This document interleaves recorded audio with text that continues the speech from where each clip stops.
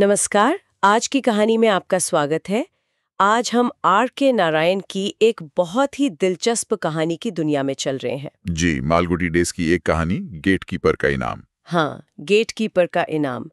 ये कहानी है गोविंद सिंह की, जो एक रिटायर्ड गेटकीपर हैं। और कहानी इस बात के इर्द गिर्द घूमती है कि कैसे एक डर, एक गलत फहमी इंसान को अजीब हालातों में डाल सकती है। बिल्कुल, गोविंद सिंह का किरदार बड़ा सीधा साधा है। उन्हें लोग थोड़ा सनकी समझने लगते हैं, खासकर कहानी के आखिर तक आते आते। शुरुआत होती है एक रजिस्टर्ड लिफाफे से, है ना?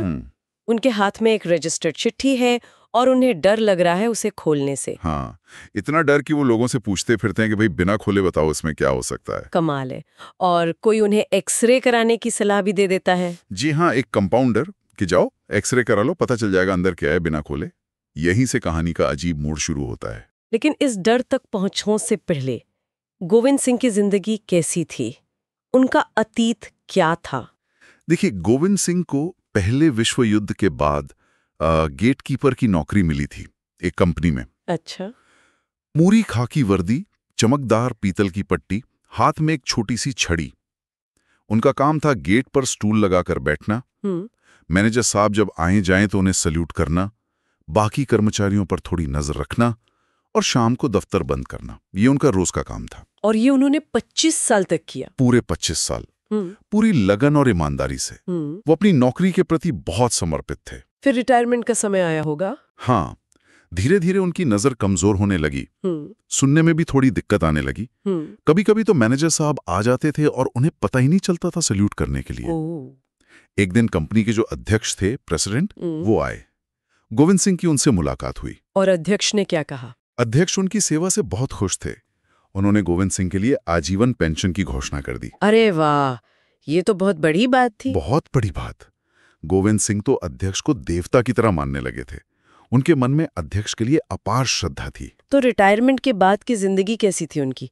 पेंशन से गुजारा हो जाता था? हाँ, पेंशन और उनकी पत्नी भी कुछ काम करके कमा लेती थी, तो गुजारा ठीक चल रहा था। दोस्तों से मिलते थे, पास की सिगरेट की दुकान पर बैठकर गपशप करते थे। और पेंशन लेने हर महीने जाते होंगे? जी, महीने की पहली तारीख को बाकायदा अपनी पुरानी वर्दी पहनकर दफ्तर जाते थे। वर्दी पहनकर? रिटायरमेंट के बाद भी? हाँ, वो उनकी पहचान थी।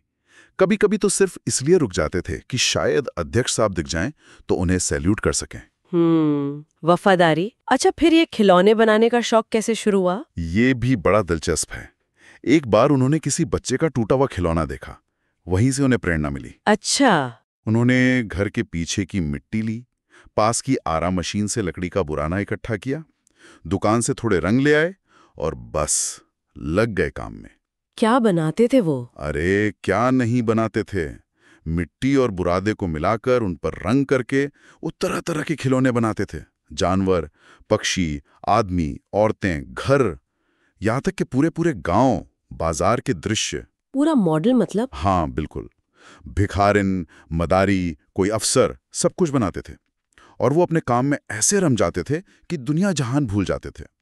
खिलौने बनाकर वो सिगरेट की दुकान पर रख देते थे, जहां वो बिक भी जाते थे। तो ये शौक एक तरह से उनकी आमदनी का जरिया भी बन गया था? थोड़ा बहुत हाँ, लेकिन इससे ज्यादा ये उनके लिए एक खुशी की बात थी, एक मसरूफियत थी। और फिर उन्होंने अपने साहब मतलब अध्यक्ष को भी खिलौने भेजने शुरू किए? जी, जब वो पेंशन लेने दफ्तर जाते थे तो अकाउंटेंट के हाथ अपने बनाए कुछ खिलौने अध्यक्ष के लिए भेज देते थे।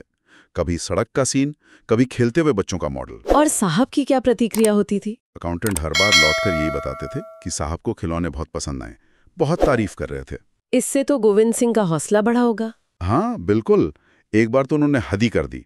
उन्होंने दफ्तर के मेन गेट का ही मॉडल बना दिया। अच्छा, उसमें क्या था? उसमें उन्होंने खुद को वर्दी पहने गेट पर खड़ा दिखाया और साहब को गाड़ी से उतरते हुए। वो मॉडल लेकर दफ्तर गए तो सबने बहुत तारीफ की। लेकिन गोविंद सिंह के मन में क्या था? तारीफ सुनकर भी उन्हें डर लग रहा था। उन्हें लग रहा था कि कहीं साहब इस मॉडल को देखकर खफा ना हो जाएं कि ये गेटकीपर होकर मेरी नकल बना रहा है। ये डर देखिए तारीफ के बीच भी। हाँ, यही डर आगे चलकर बहुत बड़ा रूप ले लेता है। वो रजिस्टर्ड पत्र वाले दिन? बिल्कुल। एक दिन डाकिया एक रजिस्टर्ड पत्र लेकर उनके घर आया। अब गोविंद सिंह ने अपनी पूरी जिंदगी में कुल 3 ही चिट्ठियां पाई थीं, वो भी साधारण डाक से। तो रजिस्ट्री देखकर वो घबरा गए? बहुत ज्यादा। उनके लिए रजिस्ट्री का मतलब था कोई मुसीबत, कोई कोर्ट कचहरी का मामला या कोई बुरी खबर। वो पोस्टमैन से कहने लगे कि इसे वापस ले जाओ या कह देना कि मैं मिला ही नहीं। पर पोस्टमैन तो माना नहीं होगा। नहीं माना। आखिरकार गोविंद सिंह को दस्तखत करके वो पत्र लेना ही पड़ा। और फिर खोला उन्होंने? नहीं, बस उस लिफाफे को हाथ में लेकर घूरते रहे। उनकी पत्नी ने पूछा तो बोले कि इसमें जरूर मेरी बर्बादी की खबर है, और वो रोने लगे। अरे, बिना खोले ही? हाँ, बिना खोले। उनके मन में बैठ गया कि या तो साहब उस मॉडल से नाराज हो गए और मेरी पेंशन बंद कर दी है, या कोई और मुसीबत आ गई है। उन्होंने उस दिन से दफ्तर जाना भी बंद कर दिया। और उनकी मानसिक हालत? बहुत खराब हो गई। खाना पीना अच्छा नहीं लगता था, रात को नींद नहीं आती थी, बस उसी चिट्ठी की चिंता। जो भी मिलने आता उससे पूछते कि भाई इस चिट्ठी में क्या हो सकता है, पर किसी को खोलने नहीं देते थे। और यहीं पर वो एक्सरे वाली बात आती है। हाँ, किसी ने उन्हें एक्सरे वाले अस्पताल का पता बता दिया। वो वहां पहुंच गए, सहायक से मिले और कहा कि ये लिफाफा है, बिना खुले बता सकते हो इसमें क्या है। सहायक ने क्या कहा होगा? सहायक भी हैरान रह गया। गोविंद सिंह ने उसे अपनी पूरी कहानी सुनाई, अपना डर बताया कि इसमें जरूर कोई परेशानी छिपी है। सहायक ने कहा कि लाओ मैं खोल देता हूं, पर गोविंद सिंह ने साफ मना कर दिया। अस्पताल में लोग उन्हें देखकर मुस्कुरा रहे थे। हाँ, और वहीं उन्हें पहली बार ये एहसास हुआ, या कहें कि शक हुआ, कि लोग उन्हें अजीब नजरों से देख रहे हैं, शायद पागल समझ रहे हो। सहायक ने भी आखिर में कहा कि आप घर जाइए। और घर लौटते हुए उनके दिमाग में यही घूमता रहा कि लोग मुझे ऐसे क्यों देख रहे थे। और अचानक सड़क पर चलते चलते वो चिल्लाने लगे, मैं पागल हूँ, हाँ मैं पागल हूँ। ये क्या? अजीब बात है, लेकिन इस एहसास से, इस घोषणा से उन्हें जैसे एक तरह की शांति मिली, जैसे कोई बोझ उतर गया हो। उन्हें लगा कि पिछले कुछ दिनों से वो जो भी कर रहे थे, वो खिलौने बनाना वगैरह, वो सब पागलपन ही था। तो इस पागलपन के एहसास ने उन्हें आजाद कर दिया एक तरह से। हाँ बिल्कुल।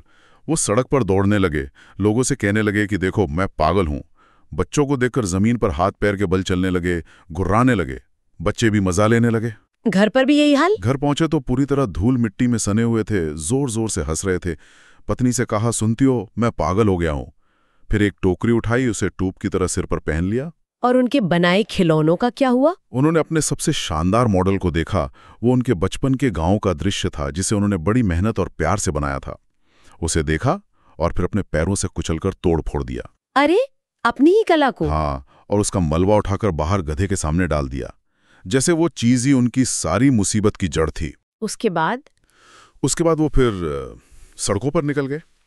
सिर पर वो टोकरी वाला टोप, हाथ पीठ के पीछे बंधे हुए, उंगलियों में वो मुड़ी तुड़ी चिट्ठी फंसी हुई, सिर आसमान की तरफ उठाए चल रहे थे।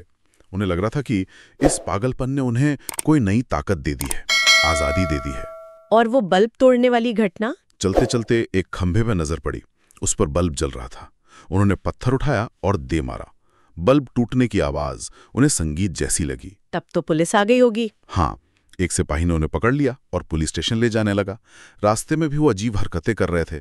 बीच सड़क पर खड़े होकर भाषण देने लगे कि ये सड़क सीधी क्यों नहीं है। भाषण? हाँ, गाड़ियां साइकिलें रोककर लोगों को मेसोपोटामिया के किस्से सुनाने की कोशिश करने लगे। इसी हंगामे के बीच अकाउंटेंट ने उन्हें देखा। बिल्कुल, सिपाही उन्हें किनारे कर रहा था, तभी दफ्तर के अकाउंटेंट की नजर उन पर पड़ी। वो पहचान गए। और फिर चिट्ठी का राज खुला।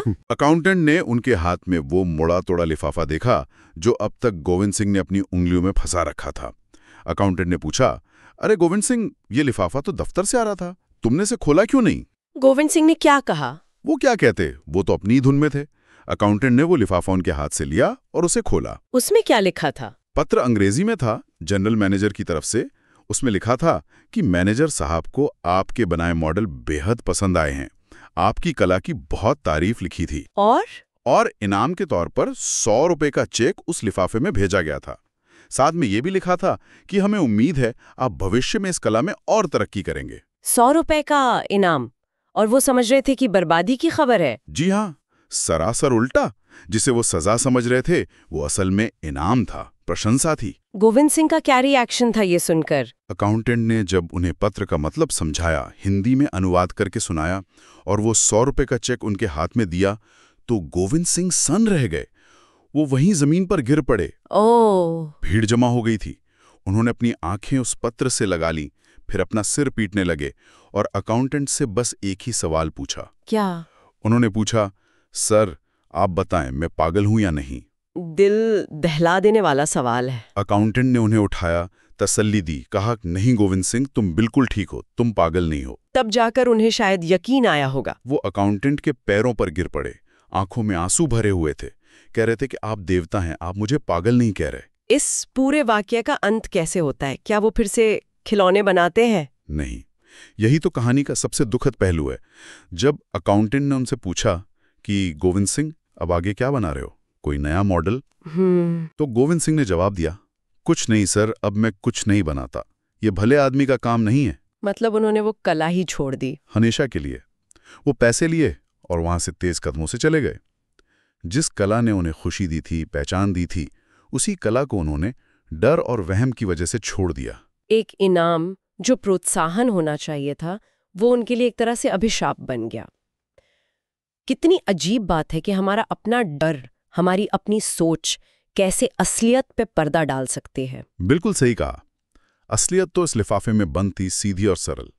लेकिन गोविंद सिंह के मन का डर इतना बड़ा हो गया, इतना विकराल हो गया कि उसने उस सीधी सरल सच्चाई को देखने नहीं दिया। ये कहानी सोचने पे मजबूर करती है कि हम अपनी जिंदगी में कितने ही ऐसे लिफाफे हैं जिन्हें खोलने से डरते हैं। क्या पता उनमें कोई अच्छी खबर हो, कोई इनाम हो। हाँ, ये डर हमें कितनी ही खुशियों से, कितनी ही मौकों से दूर रख सकता है। तो ये थी आर.के. नारायण की कहानी गेटकीपर का इनाम। उम्मीद है आपको पसंद आई होगी और सोचने के लिए कुछ नया मिला होगा। जी। आज की कहानी सुनने के लिए आप सबका बहुत बहुत शुक्रिया। हमारे चैनल आज की कहानी को लाइक करें, अपने दोस्तों के साथ शेयर करें और सब्सक्राइब करना न भूलें। और हाँ, वो जो घंटी का निशान है, बेल आइकन, उसे भी जरूर दबा दें ताकि जब भी हम कोई नई कहानी लेकर आएं तो आपको तुरंत पता चल जाए। अगली कहानी तक इजाजत दीजिए।